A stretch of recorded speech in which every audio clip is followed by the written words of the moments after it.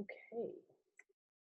All right. Hi, everybody. I want to say welcome. This is the first episode of the Black Carnivore podcast, and I'm really excited to bring, some interesting voices here to talk to us about the experience of doing carnivore, and especially I'd love to hear from women of color, people of color. This is eating this way is very unique, and not a lot of people are doing it, and even less so in our communities. And we could argue that perhaps we are the population that most needs this kind of intervention. So I'm looking for ways to make this as easy and accessible as possible to people who really need this kind of support and need to eat this way. So I am out there looking for people to tell their story, how they got here, how they do it, how they make it easy and fit within their lives. So to that end, I am here today with Mia.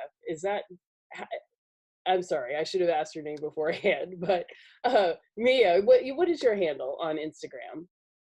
So my handle is Mia Dubb. It's MIIADUBB.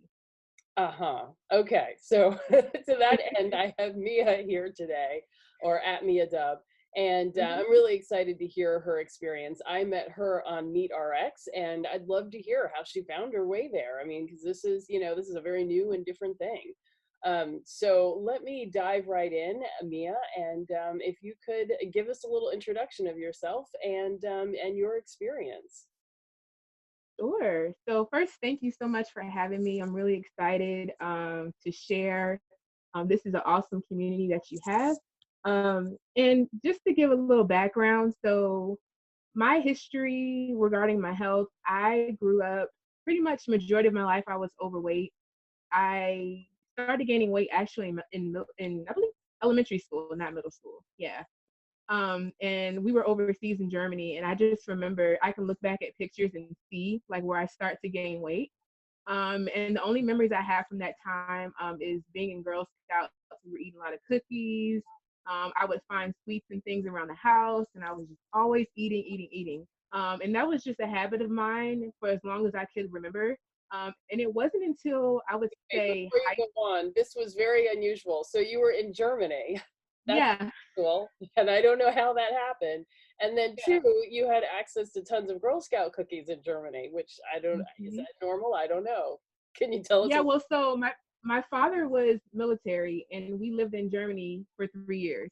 And we actually live on an American base in Germany, and they had a lot of community opportunities, especially for children and the families. And Girl Scouts was one of those opportunities that was there. My mom was the Girl Scout leader, and all my sisters were involved. So we always had cookies around the house, and even anything else around the house, I would easily find it. I would have boxes of cookies in my room. And it was funny because I was always wondering, like, nobody else wants any. Like my sisters, I mean, they eat sweets and everything too, but it just seemed like I always had cravings for them, even from an early age. So it wasn't until high school that I think I started paying attention to my weight. I was in sports in high school. Let's see, in middle school I did basketball temporarily. I did some soccer. In high school I did track and field, so wasn't really much running, but I did some shot put temporarily, kind of because my parents told me I need to do something active. It wasn't like my own choice, but I started to realize that I really, That was an unusual thing to dive into, though. I mean, if yeah. your parents say get active, you might say, oh, okay, maybe I don't know, join the basketball team. But shot put Mhm. is a little unusual. Yeah. Well, actually, so I have an older sister, and she was in track. So I kind of followed behind her footsteps. She ran in track, but I knew running wasn't for me. I only ran when I had to for like PE class for a grade.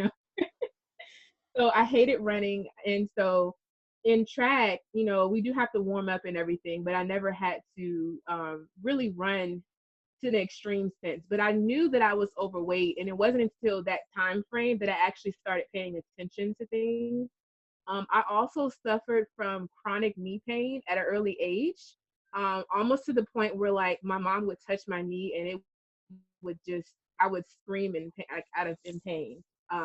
And I used to go to the doctor and see what that was about, and they always said it was growing pains. But I personally believe it was because I was overweight and I was, you know, having chronic impact on my knees. And I just feel like that in combination of a lot of other things cause that pain. But I'm going to fast forward to like college. Um, Between high school and college, I didn't really do too much aside from every now and then picking up the newest workout video. Um, I didn't really diet very much, but I believe my last year in college, I participated in a fast with my church. It's called the Daniel fast, and it's where you just eat foods from the earth. And that was the very first time that I really changed my diet, I think. And one of the things that I committed to was doing type of that way of eating, which just mostly fruits, vegetables, and then like beans and rice, things, brown rice, things like that. I decided to stick to that. And I also incorporated fitness, and including running, which is ironic because I used to hate running, hate. So Lent is actually 40 days. So for 40 days, I ate that regimen and I ran pretty much every day, which probably wasn't good for my knees, but I was determined, and I lost 30 pounds doing that, and I was in shock. I think the highest weight that I ever got to that I saw on a scale was 211, and I'm 5'9" and 5'9" and a quarter now. So with me, I've always been tall, so it's a lot easier to hide my weight. um, but I was, yep, 211 is the highest I saw, and I was just like, I can't believe I'm over 200 pounds. So when I lost weight, I got down to 181. I believe that's about 180. Um, and I was in shock, but I think my family and the people that were close to me were more in shock than I was, because I would come home and they would see me and like be like, "You're disappearing," things like that. But I appreciate that time frame because that really gave me motivation to know that I could lose weight. I didn't really think that I could have, because it never happened for me. Like I never saw it possible. So thankfully, I was able to lose that weight, and I would say I did gain weight over time because I didn't keep up with the way of eating. I also wasn't really paying attention to the types of food that I was eating, and that pretty much allowed the weight to come back. And I think I didn't get up into that weight 211 quite, but I believe the highest I got to was like 190 or something like that. And I knew that I needed to make changes, not just because of my weight, but I didn't want to have the knee pain anymore. I didn't like that I felt exhausted all the time. My sleep was off. I also used to have a lot of headaches, and I wasn't really sure where that came from. I didn't know if it had to do with how I was eating. So I just knew there was a lot of things that I needed to change. Um, so getting closer to carnivore, I did do keto first. I started keto in 2017, August of 2017. And I honestly don't know what caused me to find out about keto, but I found out about keto through Dr. Eric Berg and his channel. And I pretty much binge watched testimonials, and I was in shock, mainly because I was hearing about people that had chronic diseases and health conditions that they were able to reverse all of their symptoms within like months. And I was thinking about how many family members and loved ones I have that are suffering from some of those same conditions. And I'm like, where has this been? Like, why why don't more people know about this? Um, and I'm kind of in the health field. Like I went to school and I majored in biology and chemistry. I got my master's in public health, and right now I'm working on my health services research degree. And so, like, I've always been surrounded around health, but not enough of the prevention aspect that I realized should have been more probably would have made much more of a difference in the decisions that I made. And so it was a shock to me to see how many people were just changing the way they ate. And at first, we hear about you need to move more, you need to exercise more, but I was seeing testimonials of individuals that couldn't even move because of their current condition. And they simply ate this way of eating. And I'm like, okay, this is what I have to do. I was almost in tears because I'm like, this is it. Like, I think this is it. Well, So, can I ask, uh-huh. when was it that you were doing the Daniel diet and then you went Oh, from, yeah. and Daniel diet is vegan essentially, correct? Hmm. The Yep. Daniel diet is essentially vegan, right? Yes, it is. Yeah. I believe, and that was the first year I believe I did it. And so that year, I've done it again before actually, but that year it was just vegan. One time I did it before and I would eat like fish and chicken on the weekend, but the very first time it was all fruits, vegetables, and grains. That's it. And so when was that though? That was 2012. So that Oh, was my senior year in college. so it was 5 years later that you went on to try keto. Yes. Yeah. And between that time frame, I didn't really do much dieting. I mean, I honestly don't know what was happening. A lot of school was going on, so I wasn't really focused on that, I guess. Yeah. Um, and then fitness, I think I always did some type of fitness and workout videos, but I've always known from personal experience that you can't outwork a poor diet. It just doesn't work for me. And eventually I end up getting injured, so Yeah. just don't do. So, did you regain all of the weight you lost between the Daniel diet and then starting the keto diet, or how did I that work? would I would say no, no, I did not. So I was at 211. The highest I believe I ever got between 2012 and 2017 was about 195. So I guess what's that? I gained about 15 pounds back. And then I pretty much stayed around the 195, 190 for the longest.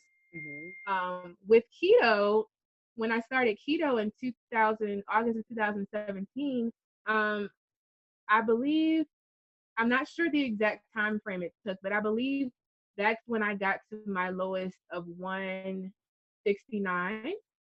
Mm-hmm. And that's the lowest that I had never seen 160. So in keto, I pretty much leveled around 185 for the longest. Um, and then eventually I broke 180 and I was in 170 for a few months. And Mm-hmm. then I finally got to 169. I had a problem with keto, not about the food, but I think I took the approach to fasting. I might have been a little bit too aggressive with it. And I don't think I was eating the appropriate ratios of protein because I would find myself being hungry and I still had those cravings for sweet. So even though I got down to 169, I was having a hard time maintaining Mm-hmm. uh, the amount of food that I was, or I guess the way that I was eating, because I don't believe that I was eating enough of the macronutrients that I needed. I always had plenty of vegetables. I would do like the kale shakes and the smoothies and things like that. I had a ton of that, but I don't believe I was eating enough protein and fat because I was never satisfied. Mm-hmm. Um, so eventually, so this is 2017 when I started, and I didn't find out about carnivore until 2019, so last year. Mm-hmm. And I believe it was the summertime, maybe like July ish. And I think the first person I came across was Kelly Hogan. Mm-hmm. Um, and I listened to her story and I was like, what is this carnivore thing? And I'm always intrigued because nutrition has always been like the most interesting area of me for health. And I think hearing about something that was in the same lines as keto, but even taking a deeper approach, I was like, maybe I need to do something deeper. Like maybe I need to take a deeper step into this. So I pretty much just watched as many videos and documentaries and podcasts that I could find about carnivore. And August 2019 is when I officially started carnivore. Um, So in that time, I mean, let's go to right before you switched over. So you were finding that following the keto diet, there were still some nagging things that didn't resolve. I feel like when you go keto, people kind of talk about like losing weight, getting more energy, reducing inflammation. So what were the things that you felt like, the benefits that you gained from keto? And then what were, if any, were there nagging things that didn't resolve that prompted you to keep looking? that's a good question. So I believe with keto, um, definitely I felt like my mental clarity was so much more. I just felt like I could, because I'm in school, and so I felt like I could really pay attention more when I'm reading content, when I'm studying. I just felt more aware. Even in class, I felt more awake, and I guess I can contribute that to having more energy. I also felt that I slept better. It didn't take long for me to go to sleep, and when I woke up, I didn't feel like, I know I used to feel like I want to sit here for a few and I'm not ready to get up, but I felt like I could just get up. Yes. Yeah. Take like 5 minutes to fully unfurl out of bed and be able to Hmm. walk to the bathroom. Absolutely. Absolutely. And honestly, a lot of the things with regarding energy, I didn't realize how much it impacted me, how much more energy I had until I would look at other people around me and see how tired they were. And I'm like, I'm not tired. I can actually last an entire day after sleep. You sleep for about 8 hours. I can actually last 16 hours and be awake. And Mhm. I'm like, I don't believe this is how it was before. Yeah. That's for sure a benefit. I also know, of course, losing weight, or I guess you could say losing fat, but more so with me, losing inches. I personally have a love-hate relationship with the scale. It's always been like it's been a motivation to an extent, but I don't believe that's the best resource for me to take a measure of my my outcomes with um body composition, because I I've love noticed. that you have such a wonderful perspective and not worrying about the scale, and not even worrying about outcome, changing behaviors. That's Yeah, excellent. Keep going. it's really stressful, and I know stress is not something you want to add when you're when you're trying to change your diet and your lifestyle and your body. That's not something that's going to help. So I would try to not weigh myself, but I noticed how my clothes fit differently, and I noticed how pictures look differently, and family members would say things, and I'm just like, okay, really, the scale is only a small portion of something that you can use to accurately um, see how you're doing weight wise. But I think more so getting more toned. I noticed that that happened while I was on keto, and I worked out and was pretty active. I would say at least about 3 days a week while I was on keto, and I was able to be active. I was able to stay in the groove. I felt like I had enough energy to last throughout the workout. However, I do, and this is the first time I'm noticing this, but I do realize, I do feel like during some of my workouts, I would get a little fatigue, and I thought it was from water, but I'm wondering if it was an electrolyte issue. Mhm. And I didn't realize that until now because I don't have that issue now. But I think that may have been something that was lacking on keto. But um, cravings, I would say because I was eating more whole foods, I wasn't craving sweets as often or junk food as often as I used to. However, the cravings for sweets never really went away. I would do keto treats, and I would try to do them every so often, kind of as a reward. So I would only make a certain amount and have it as a reward. But there was never a time where I was just like, no, I don't need anything sweet, or no, I don't need a snack. And And so I think for me, I've always been a foodie. I've always loved food. I've always liked snacks. And so I never knew what it was like to not have to crave or to be satisfied. Like I would look at people and like, you're not hungry or you're not thinking about food. All I thought about was food. Yeah, yeah. And I always had my meals prepped. Like I always had something ready to eat. And so I think with keto and meal prepping and having my food ready, it helped me be more disciplined. But I would say the first thing that started, well, I think you asked me the benefits of keto, and then you said the Well, issues that so I had, right? So just to clarify, the things that I heard you say were benefits were getting better sleep, having more energy just in your regular day-to-day activities and being able to go all day long, and then also more energy in your workouts, although potentially a dip in energy that might have to do with electrolytes, and then getting tighter, more fit, and losing some weight. Those were the things that I heard you say. So now you're going to talk about the downsides or the things that didn't resolve that kept you looking for a better answer. Yes.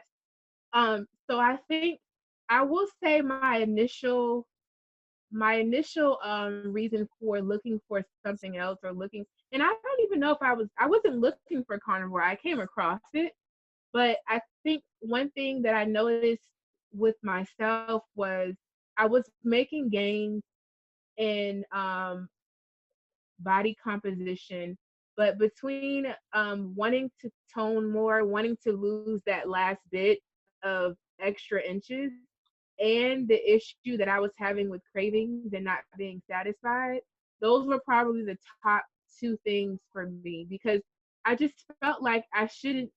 There has to be a way for me to be satisfied. There has to be something that I could do differently, and I wasn't being able to accomplish that with keto. Um, and so my initial thought was, okay, carnivore is lower carb, and I knew the lower carb you can get, the better. I knew that from the beginning, because I actually had tried to go close to zero carb before, but I never thought it was carnivore. I just was like, zero carb, that's the best way to go. And and so I thought, well, maybe I need to get closer to zero carbs and continue to work out so I'm able to tone along with eating this way. And I was like, maybe that would adjust my composition. But on top of that, like I said, the decision to find something that could help me be more satisfied and not have cravings as much was probably the top two issues that I had with keto. I mean, I really loved keto. There wasn't too much other than that I had an issue with. I also believe my headaches, for the most part, were resolved. I was looking at some old hospital records and I saw I had a lot of appointments where I was complaining about headaches and they would just give me like the pain medicine. But I I rarely would have to take pain medicine. So I'm like, well, it's possible that keto had something to do with that. Mhm. And but I will say when I was on keto, I wasn't doing keto perfectly. I had my moments of cheating. Certain holidays, certain environments, but it wasn't difficult for me to go back to keto because I felt better doing keto. So, for the most part, I had more gains with keto than I had challenges. But like I said, when I heard about carnivore, and I think even with carnivore, hearing about more success stories, and majority of the people I heard about started doing keto and transition, that was like, that sounds exciting. Maybe that's something that I can do. And I'm really curious to see what changes might occur if I go into the carnivore. So that's kind of why I jumped into it. Yeah. Wow. So you must be a very adventurous type, though, because the type of people that are willing to try like a totally different diet, things that have you like walking totally against the grain, like you have to have a little bit of courage and willingness to be different. So would you say that's part of your personality? And I believe so. yeah. And I think I'm starting to realize that now that I'm older because especially when it comes to nutrition and the way of eating, and I guess it's possibly because I'm passionate about this area, but when I find the science behind things, and because I have such a respect and appreciation for research now that I'm in a research program, I take more responsibility, I think. And when I commit to something, I'm just like, I got to do it. And I Tell us what think, exciting things you're doing with your brain. So what's your, are you in school, or what's that about? yeah, so I'm in school. I'm working on my PhD right now, and it's like my fourth year, fifth year. It's been, it's honestly, it's gone by fast. I started in 2016. So what's that? This is going on the fifth year. Yeah. Your PhD in what? So health services research is the program, and it's kind of like taking a public health approach to research. Hmm. So it's very broad, and you pretty much can choose a topic that's relevant to your interest. And I have colleagues that are in my program that have done physical training type studies, and they've done. We have some that have done psychology as their background. My background is just public health, so I wanted to go more on the health education promotion side for nutrition. And so I have an advisor that actually he works with um, the WIC population and encouraging them to increase their fruits and vegetable benefits Hmm. and using their redeeming those benefits. And so they kind of matched me with this advisor because he was more so in the nutrition aspect of health. So I'm actually in my dissertation phase now, so it's a busy time, but Well, I it's that's funny because this whole journey happened while a lot of this journey happened while I was in school. so. Are you going to do your research on keto or carnivore, or what do you? Actually, so I want to, but at this stage, and the stage that I am in my dissertation, it's very unlikely that it'll specifically be keto and carnivore. However, I'm looking into the dietary behaviors of children, so infants and early childhood, specifically children that are engaging in breastfeeding, and whether or not their parents introduce sugar sweetened beverages or sugar beverages, Mm. or what type of beverage that they're introducing at an early age. And so that thought or that research area kind of started from a very, very broad research interest. And over time, I realized that if I had it came in early, I probably would have just dove right into something with keto, something with carnivore. But at this stage that I'm in, and me wanting to graduate in a decent time, and my advisor just saying, "Come on, let's do this," I probably won't be able to change my topic too much. But I did make sure I was staying in the realm of nutrition. And even with children, a lot of the behavior adaptations that they have start at a very, very early age, and the parents have a huge impact on their palate, their palate for foods. And so breastfeeding is one of those things that's highly encouraged, and whether they introduce certain beverages or um, foods at a certain age can actually change the way they see food or experience food as they get older. So I tried to get as close as I could without having to spend too many more years in school. But Yeah. Well, I think yeah. that is really fantastic. And I will tell you, in my former life, way back, I was getting my PhD in anthropology. So I do know Oh, the academic life. And I advanced to candidacy, and I actually moved to Amsterdam to do research on my dissertation. And then I just decided to quit school, get a job, and just live there. So I am wow. ABD. I feel no guilt or shame about that. I'm not going back to school. I'm not going back to school even to study underwater basket weaving. I spent so much time in school, so I'm finished with it. I But understand. I do still have a lasting reverence for and appreciation for doing research, and I enjoy, reading and really learning and understanding the science and the mechanisms behind the success of keto and of carnivore, and why my body responds the way it does. So it sounds like you have something similar. Absolutely, absolutely. And that I think I've always been interested in science and math, even from middle school to high school. I was always in the science and math programs. I always did the workshops in the summer for science and research. At the beginning in high school, I wanted to go into pediatrics, medicine. That was my initial thought, and then going into college, my favorite class was cell biology. I absolutely loved it, and so I'm just really interested in the basics, like what I'm always asking why is this happening, and I I believe that being able to find those answers is so motivating to me because it answers more questions later on.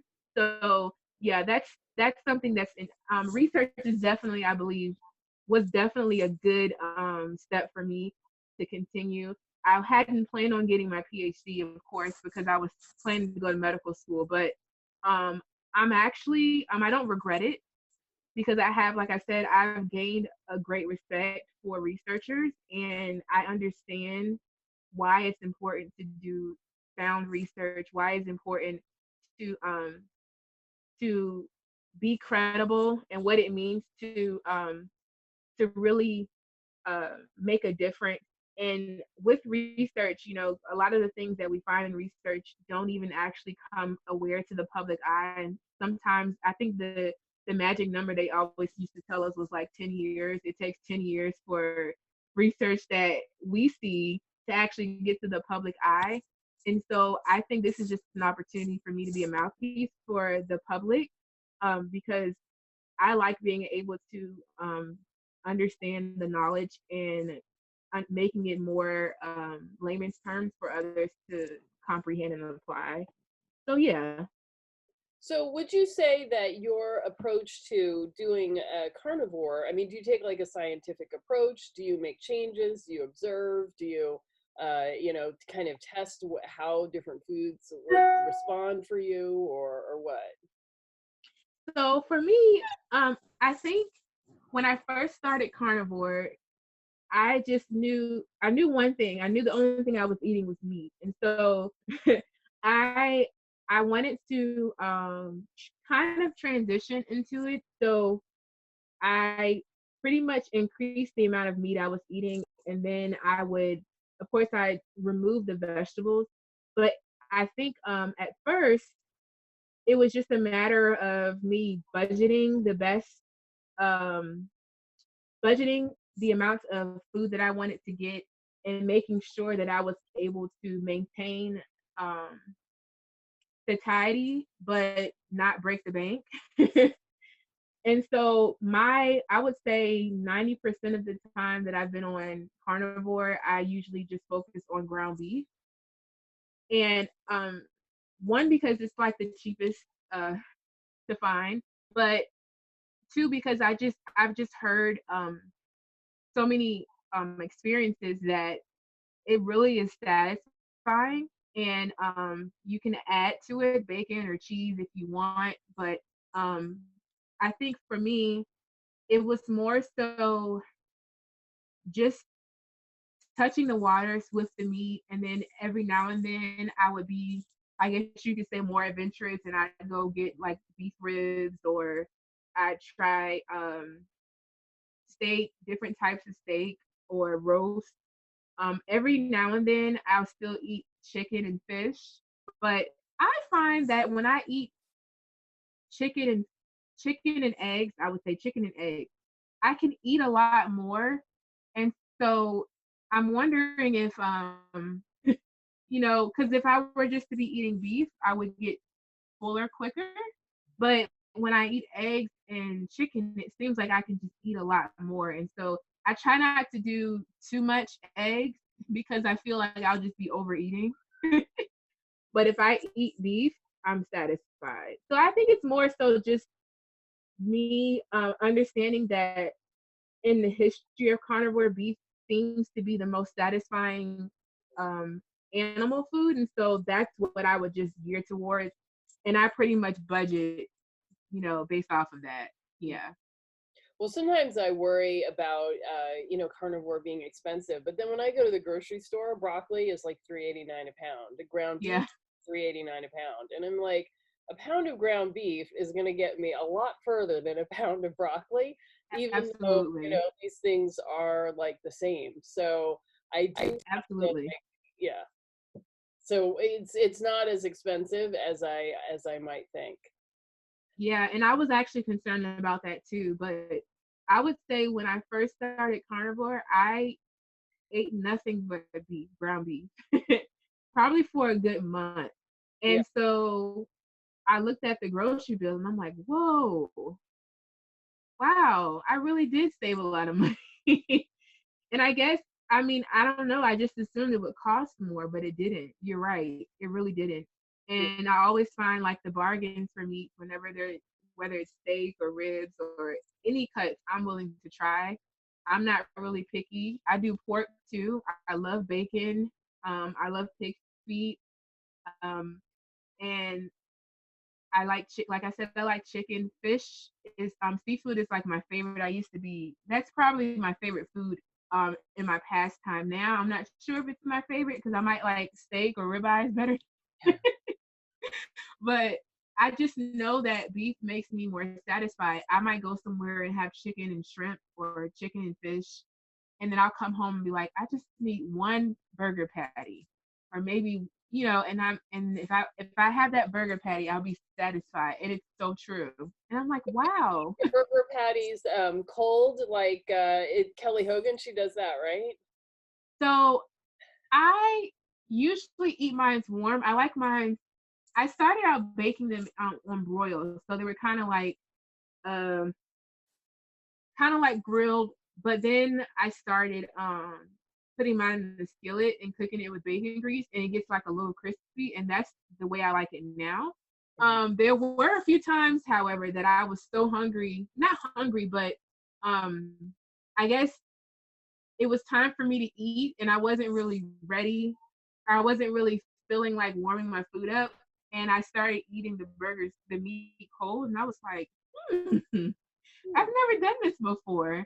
And it was fine. And I know a few times I've just grabbed a patty and I was like, oh, I just want to eat some. And I wouldn't warm it up and I would just eat it. And I don't know, looking back, I don't think I would have seen that as appetizing, but it seems like my body just knows it wants it. So whether it's cold or, on the grill, in the skillet, I just like it. I just prefer it. Well, you've inspired me to try cold because I really prefer food hot. I always have. So I'm never Mhm. going to choose a sandwich. I'm always going to choose whatever the hot option is. Uh, Yeah, but it would certainly be easier to be able to eat absolutely. this stuff cold. So I might give that a try. Now, I'd love to Yeah. hear from you. How is your family, friends, boyfriend, husband, children? How are they taking this? Because this is very different. So that's funny that you asked. So it wasn't until about a month ago that my family started realizing that I was only eating meat. So I definitely didn't. well, you had like 6, 7 months, and nobody noticed that you weren't eating Mhm, vegetables. mhm. Well, they may have noticed, but they didn't say anything until probably about 2 months ago. Okay. And I think honestly, they may have noticed, but my family, I'm always informing them about the things that I learned, and they usually come to me to ask me what do I think about certain things. I actually worked with my dad for about 3 months. I think it was 2018. He went on keto for 3 months, and he lost a lot of weight, got a lot of energy back, and so. But during that time, I was promoting vegetables and things like that. So now when I go eating with my family, they're just like, you're not gonna get no vegetables with that, or my mom will just be like, there's some greens or there's some vegetables in there. I was like, yeah, okay, thanks. And I kind of just like try not to go there, because I know my family. If I just straight out and say I only eat meat, so they probably will be a little concerned, and they're just like, oh, she's there, she goes trying something else. But they do notice now. I believe we were with some family members and friends one day, and I think friends of ours were talking to me about how I was eating and how I had changed the way I was eating, and my the changes that have happened in my health. And my sister was like, "Yeah, she just eats more protein, more animal food now," and I was like, "Yeah." And that was the first time that I noticed her mention, how about the change that I made. And I think my immediate family does notice it, but they don't really bother me too much. My dad actually sometimes wants to do it, so I'm like, well, if you want, just let me know. Well, and I'll it's give you some good to advice. remind people too. You already do carnivore. We have carnivore meals. Every time you have bacon and eggs for breakfast, like that's a carnivore meal. So that's okay, but it's not okay for other meals. I don't know. Absolutely. And that's actually one of the biggest thing I always tell my family. I'm like, when you eat breakfast, if you're gonna eat breakfast, I mean bacon, eggs, you don't really need much more. That's the best brain food. It's just protein and fat. Like cut out the strawberries, cut out the oatmeal, because it's just gonna make you crash. And like it's so funny. There's been times where my dad would be like, you were right. I was exhausted. And I was like, just eat the protein and fat. If anything, just start early with protein and fat and you'll be satisfied. But you're right. We pretty much eat that way anyway. And that's the food that makes us the most satisfied. But for some reason, many of us are trying to be very portioned with our meats and our, so glad that I've grown from that. Well, I'm I so will glad say, you were able to get your family on board because so many people, I struggled to get my mom to at least mm, get keto, forget about carnivore, just let go of the sweets. And and I have lots of people in my family with diabetes and obesity and hypertension and heart disease and blah blah blah. mhm. So, this is a real concern, especially in our community. So, I'm impressed. How did you get your dad to buck all the stuff that we hear from, the health authorities and say, okay, I'm going to listen to you and I'm going to do this. Yeah, I think my dad, he notices the changes that have happened in me, and I think that might be motivation for him. But also, I pretty much I've approached my dad on multiple. You have to be careful how you approach people. But I've approached him on multiple occasions, and he'll see, when I'm around him, sometimes he'll see what I'm eating, and he'll be like, "Oh, I want to do that." He actually shows interest. And so what I told him with keto, when I helped him with keto a year or so ago, I told him, I was like, you're gonna have to meal prep, because I would not have been able to do keto if I didn't meal prep. I would have ate the first thing I saw.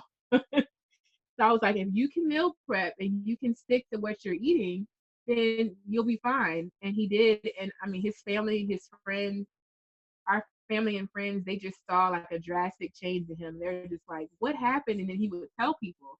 And so I think, just being able to live the example, but I think more so him seeing how I was eating and being intrigued kind of just helped him stay motivated. Mhm. And he doesn't do it now. I'm actually trying to get him to get back, but I also told my mom, I was like, Mom, we're gonna have to work on this together, because um, she cooks most of his food. So I'm like, you gotta work with him, and I'm trying to kind of smooth my mom into doing it too, because she's gonna eat what he eats. Well, So the both of them, are they struggling with weight or are there health issues? Like, what would motivate them to continue doing this? so my dad, my dad has health conditions. We have a history of high blood pressure, like you said. In our family, we have diabetes. My grandparents, I believe, had dealt with the same issues with regarding high blood pressure, I believe, and diabetes. I'm not sure exactly what their diagnosis was, but um, very traditional history of a black family. And so with my father, it's more so with high blood pressure, and so he and and I guess weight as well. Um, But for him, he also is concerned about his energy, his sleep, and I would say his energy, his sleep, and then his weight is probably the top motivations for him. My mom, she does kind of want to lose a little weight, but she also has health conditions. She doesn't have diabetes or high blood pressure or anything like that. Um, but and I'm not quite sure if she has any specific health condition, but energy for her is a big thing. Being able to be alert the entire day, not getting exhausted, mental clarity as well for her.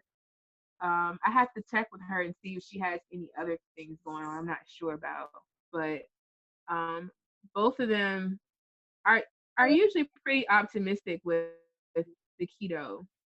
so if there isn't something really pressing, like having wanting to get off of like your high blood pressure pills, Mhm. how what do you think you can tell people to get them, or how can you do you think you can get your parents to be like motivated to care about this? Mhm. And are there, and I often get questions about, like, how can I have my soul food things and do this carnivore thing or even this keto thing? What would you say to them, or does that matter to them? Well, it's funny that you asked that because one of the things that I'm finding recently um, is that if you don't have a strong meaning or a why behind wanting to make changes, then it's very, very, very difficult for you to be determined and stick with things. And so, and that might be partly why my dad didn't really stick with the keto because you really have to have a goal in mind, a strategic goal in mind, and really push for it. Unfortunately, I see a lot of um, testimonials where it took someone getting to a very serious critical state to where they wanted to make the drastic changes. And I think for me, using testimonials and finding other people that are experiencing the same condition as say my father or my family members and sharing that with them may be a good motivation to use because otherwise if you don't see any major issue with your lifestyle then you're not going to make that change because food really has control over majority of the world. It really does. And so no one that's one of the things where you can just do what you want with and you won't be penalized for the most part. So I think it's difficult for people because they're thinking, well, this is one thing that I have control that I can do what I want with that no one has to tell me. And so I think that makes it difficult for some people. Also, the factor that I don't think very many people realize how much food impacts our health. That's something that I feel is a struggle for me to express. I feel like some people that are close to me, I try to explain that, but they're just like, "Do you really think that you know does nutrition have to do with everything?" I'm like, "Well, a lot of it." I mean, it's a major factor. There's many other things that we can control, work on, like stress and meditation and a lot of things. But I feel like food is something that should not have us uh, bound as much as it has. And because we have past history, hundreds of years ago, where people were thriving in a certain way, it's always an interest to me to figure out what it is that happened and what has changed that has caused us to get in this huge debt of poor health. It's um so I think that's what I like using testimonials. I think that's actually what motivated me to start keto, seeing the testimonials, not that I had all those health conditions, but knowing that I had family members that were suffering. And now that I'm older, I pay more attention. Whereas when I was younger, so I pay more attention and I'm like, well, why, if this person and this person is surviving and within months getting off of medications and living a normal life, I don't see why everyone shouldn't be experiencing this. So Mhm. I try to express that that passion to people, but along with the testimonials and really trying to see yourself in someone else and realizing like I can really make a change because I didn't think I could lose weight and get more fit if it wasn't for that drastic change that happened to me. Yeah. So really trying to see yourself in that eye is a way that I think might help. But it's challenging. It really is. It's something that I battle with every day. What's the best way to reach people that don't, seek out the help or the advice? Yeah. So, Well, I try to make foods that are, like really delicious and decadent, and mm-hmm, also, have some semblance of, the soul food that I kind of grew up with. So, like, one of the things my grandfather used to make salmon croquettes every Sunday morning, and this was like part of our breakfast. So, I found a way to make that in a way that's carnivore. And, mm. so I can, still have that same sort of feeling. And, Oh, the video. You have a video on that. I mhm, watched it. It looks so good. yeah. Yeah, it's definitely good. Yeah. And I also recently, put up a video about making chicken fried steak using, breadcrumbs, well, made from pork rind panko instead of bread. And Hmm. that's not North Carolina, like where my family's from, but still, it's southern. It's it's soul food for some portion of the Yeah. population. So, Yeah. trying to think about ways that we can incorporate these things that people might be craving, so it makes it easier to sort of ease into this lifestyle. Yeah, So, that's a good point. I about ways think to do that for people. Yeah, I think so when I approached my father about keto, I let him watch some links. We kind of listened to some information, some content, and I pretty much told him that if there's anything that you want, we can probably do it with keto. Okay. And he's like, ice cream? I said, yeah. So I made him ice cream, showed him how to make ice cream, and he said, oh, I could do this. So And he wait, was like, what cake? did you have a recipe, or how'd you make it? Oh, YouTube. There were some YouTube videos about using heavy whipping cream, vanilla. You pick a sweetener, and that was pretty much it. I did vanilla, and I think I did chocolate. You can add chocolate too. And he was like, hmm. Because I do think to a certain extent at the beginning, it depending on the person, some people just have to go cold turkey and avoid sweets. But I think for some, knowing that like you don't have to completely rid yourself of that pleasure food and that there's a better way to have it is kind of a motivation. So he's an ice cream type person. Like he loves ice cream and cake. So I was like, well, every week that you're successful, I'll make you some cake or ice cream. So having a support system is another thing that I would say is very, very crucial in getting people to switch. And then I would make things. I remember I made a pizza before. Oh my gosh, it was the keto pizza. The crust was made out of chicken and cheese, and then like the toppings was like sausage and bacon. And I would share it with my friends and my family. I'm just like, yep, this is pizza, but it's keto. I'm like, so you can pretty much, you literally, there hasn't been anything that I haven't found that was keto. But I do tell people, I'm like, this is like, you don't want to make the sweets the norm. You want to make your body fueled and satisfied off of the real food. And every now and then it's okay to reward yourself.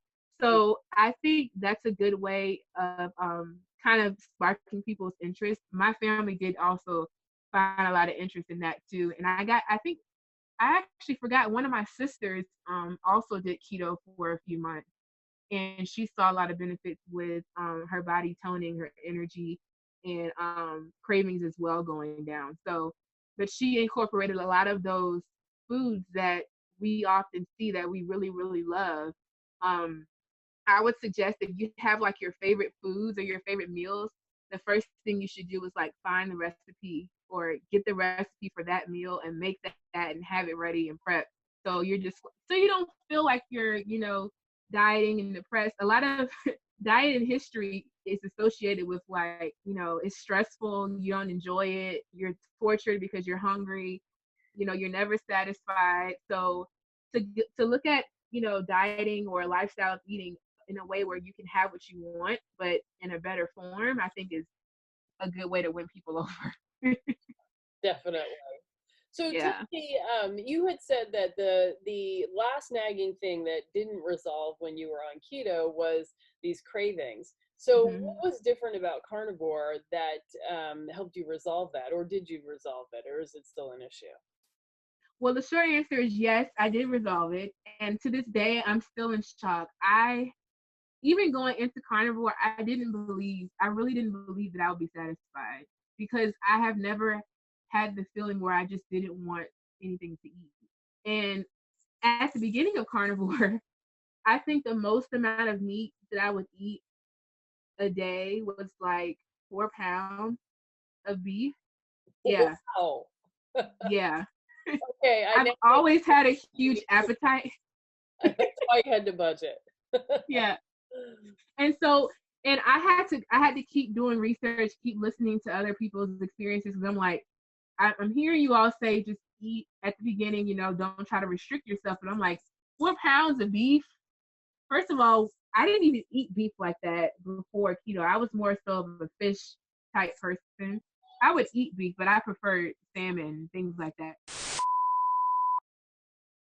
So the first few months, um, I would eat about a pound and a half of meat a day.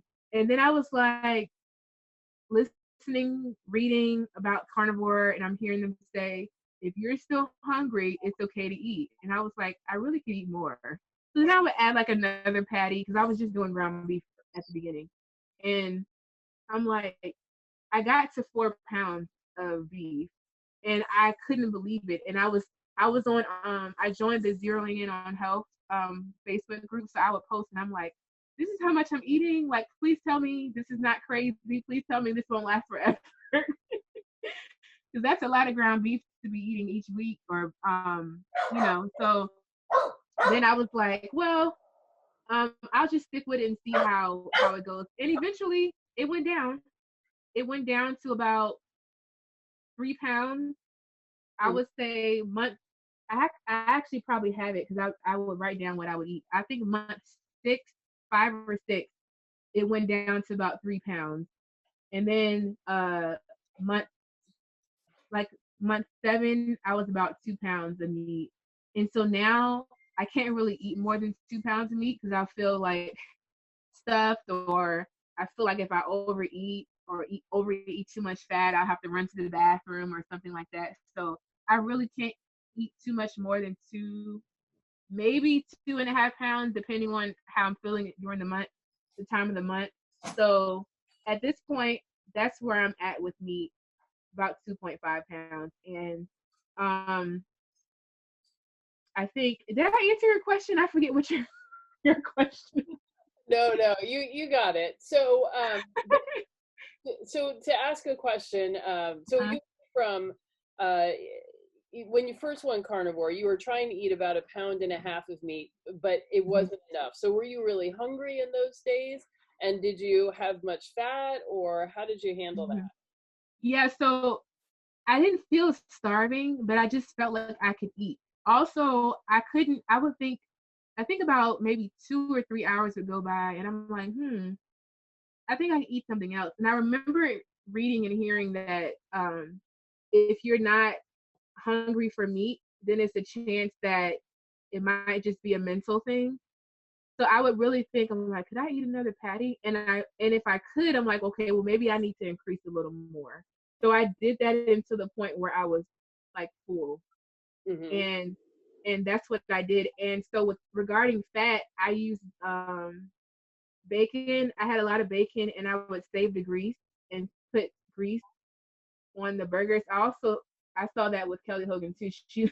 She actually like smothers the grease on her hamburger patty. But it's really good. I mean, I started adding that and I was like, maybe I just need to add some more fat. That might have been what I was missing.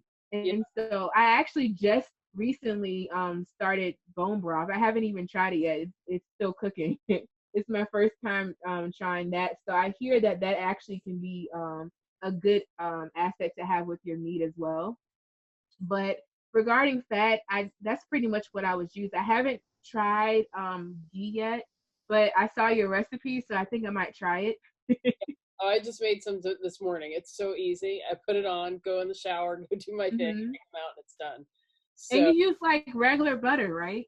well, I get the European style. I think Okay. you can make it using any type, but I think American style butter has more water in it, and so it foams Oh, when you cook it. So okay. yeah, so you might have to just like whatever butter you have, it's a little bit, you adjust it a little bit, and maybe Gotcha. you need a bigger pot so that as it foams up, it doesn't overflow. That's kind of the main thing. Yeah, I'm gonna try that. But I think adding the grease and the bacon grease that helped. I mean, bacon's fatty anyway, so it tastes good, and then I felt more satisfied with that. So I think adding fat, but also in the combination of I think my body was finally like, okay, I'm satisfied, and then it would just reduce and reduce and reduce. So now I'm back to like 2 pounds maybe a day. Sometimes I'll eat more if I'm just feeling like it. Now, if I try to incorporate like chicken and shrimp, I can eat a lot of chicken and shrimp Right. and not be too full. But if it's beef, oh, I can't go. I'm just like, I literally can't. I don't think I could swallow another bite. That's how satisfied or full I'll feel. Yeah, yeah.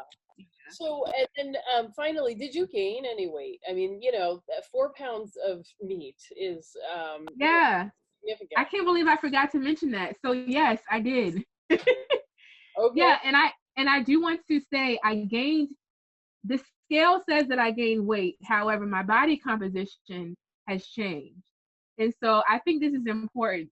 It was very it was it was kind of discouraging at first, even though I knew the science behind gaining weight, not paying attention to the scale, muscle being a heavy amount of weight to be measured. So I knew all that, but still seeing a scale jump, I'm like, so right now, and actually, I meant to say, I think I told you the lowest I got was like 169, 170 keto.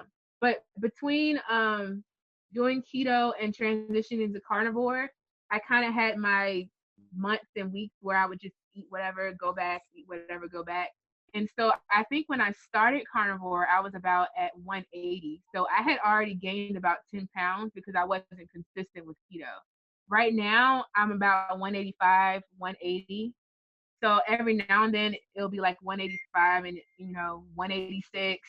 And um, at first, I forgot to mention this too. At first, when I was eating carnivore, I was eating a lot of meat, and I felt like after I would eat, I felt kind of like bloated, or I felt like I looked a little bloated, and I was like, "Am I eating too much, or am I not eating the right type of meat?"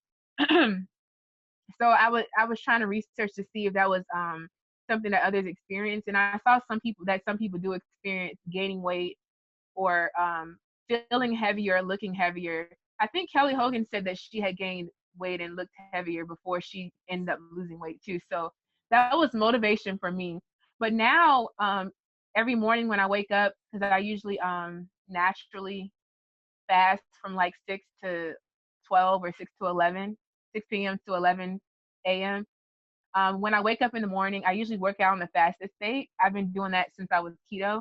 And usually I don't see any issues. I'm more toned than I was from the beginning. So, but the scale still says 185, 186. So I'm just like, well, maybe the scale will never change, but I'm appreciative of the body composition, the muscle composition. I feel like my body just doesn't have a problem with gaining muscle because I do that. That seems to happen more easily than losing fat or toning. So, but I know it will come, and just being able to see how I look in the mirror, how I look in clothes, and feeling more lean is something that I have noticed over the latter part of carnivore so far. And so right now, um, I just reached 8 months of carnivore. Yeah. So that is really spectacular. I'm really impressed and very proud of you. So good job, Mia. Thank you. I'm excited. To this day, honestly, I still think and reflect back, and I'm like, have I really eaten carnivore for 8 months? No veggies, no sweets, and I'm fine, and I'm satisfied. And I often think like if I were to do something else, like, I can't imagine not eating beef every day. So I just don't know. I'm like, you're just so satisfied. And that's the whole point of food. It's supposed to I was talking to a family member the other day. I'm like, the purpose of food is to provide nutrient. You want nutrient dense foods. You want to feel satisfied. You want to have energy. So if it's not doing that, then to me that's not food. And I feel like history speaks for itself because um, hundreds and hundreds and thousands of years ago, we didn't have little snack bags and things to eat. We had that meal and it was supposed to last us until the next meal. And I think a lot of studies are finding, research is finding that a lot of that meal was, heavy carnivore, heavy meat, and animal composition. So it just makes sense. It makes a lot of sense. Wow. Well, I I so appreciate. Oh, go ahead. I forgot to mention one thing that happened. I think I shared with you, like, I'm on keto. I think I told you I'm on zeroing in on health. And so every month, as a motivation for me, I'll just post like any successes, things that I'm dealing with during the month. One thing that has changed, and this may have been the most drastic thing, was I no longer experience menstrual cramps or pain. And so it's interesting because the first 4 months of carnivore, I didn't mention in zeroing in on health that I had any health issues. I mentioned one time I was like, sometimes I struggle with, cycle cramping, bloating, the traditional pain that we experience. And there was someone that commented and said that is a health condition because you don't have to experience that. And I was like, wow, you're right. It is a health. So I started adding that, but it's been about 3 months now.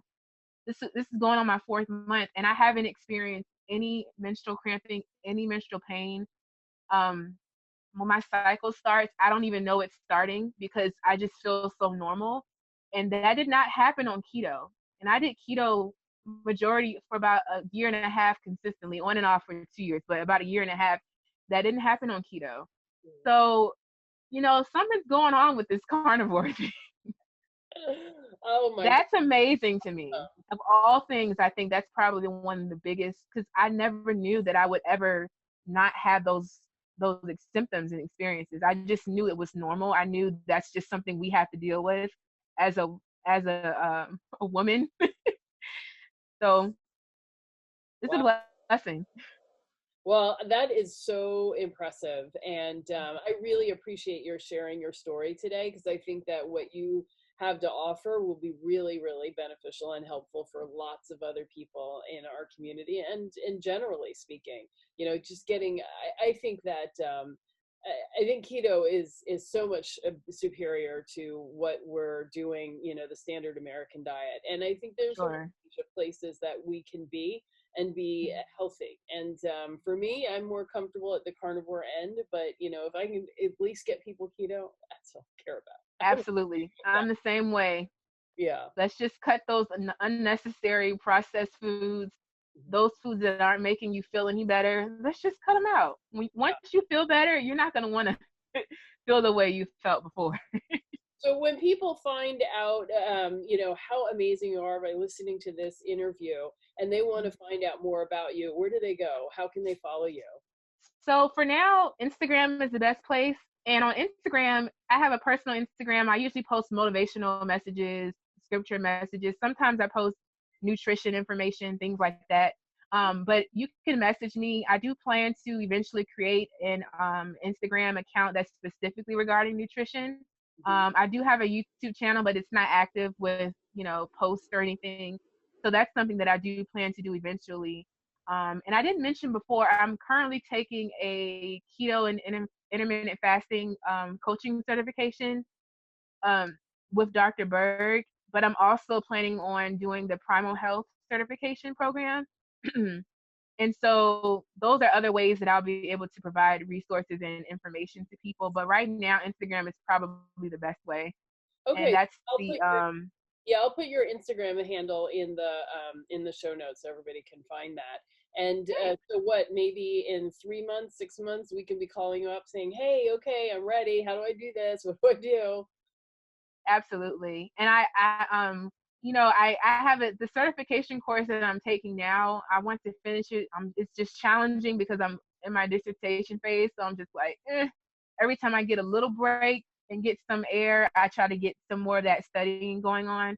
But I just naturally over the years, people have asked me for information. People that haven't spoken to in years, they'll message me and like, "Hey, what are you doing? I see you're doing this, you're doing that. What can I help you with?" And so I'm still able to provide resources, even though I haven't completed the certification. But I want to be more active in posting that information and showing people what's available. But I truly believe there's power in sharing testimonies because that's what really got me hooked.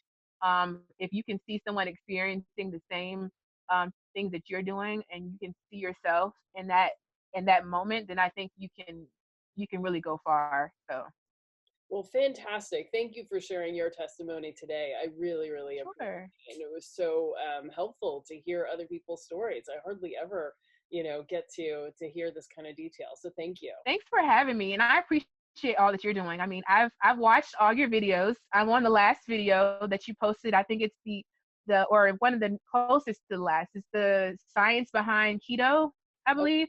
Hmm. So it's taking me a while to watch it because, with research, I'm just like, okay, what's this? And I have to pause it and like think, and I have to take notes. So that is an awesome research resource that you posted regarding research. I appreciate that. So, Oh, I'm glad you liked it. It was definitely very dense and heavy and long. mm, So I know not a mm. lot of people are going to watch. It's a lot of meat in there though. So, Well, you'll have to check yeah. the Carnivore Book Club. So Travis, who is the one that was in the video with me, we've started this Carnivore Book Club, and Hmm.